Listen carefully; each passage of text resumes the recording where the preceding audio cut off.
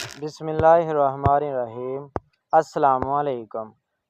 آج کی ویڈیو میں ہم بات کریں گے ایک مشہور اور عام استعمال ہونے والی دوا ڈکلوران انجیکشن کے بارے میں، جسے طبی زبان میں ڈکلوفیناک سوڈیم کہا جاتا ہے۔ ڈکلوران انجیکشن کیا ہے؟ یہ جسم میں درد، سوجن اور سوزش پیدا کرنے والے کیمیکل کو کم کر کے آرام پہنچاتا ہے۔ یوزز آف ڈکلوران انجیکشن: جوڑوں کے درد، کمر درد، گردن کا درد، پٹھوں کا کھچاؤ، چوٹ کا درد، سرجری کے بعد کا درد، سوجن، دانت کے درد یا ٹانگ بازو کے درد میں فوری طور پر آرام کرتا ہے۔ یورک ایسڈ کی وجہ سے ہونے والا درد: تیز درد کو جلدی ختم کرتا ہے، سوجن اور لالی کو کم کرتا ہے، حرکت اور چلنے پھرنے میں آسانی دیتا ہے۔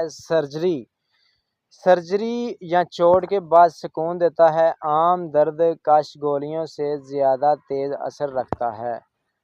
یہ انجیکشن ہمیشہ ڈاکٹر یا نرس کے ذریعے لگوایا جاتا ہے، عام طور پر پٹھے یا رگ میں لگایا جاتا ہے۔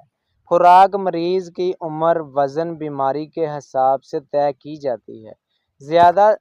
زیادہ دنوں تک مسلسل استعمال نہیں کرنا چاہیے۔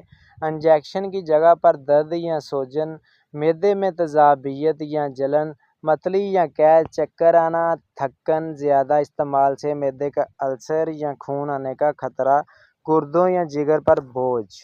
معدے کے السر یا تیزابیت کے مریض احتیاط کریں۔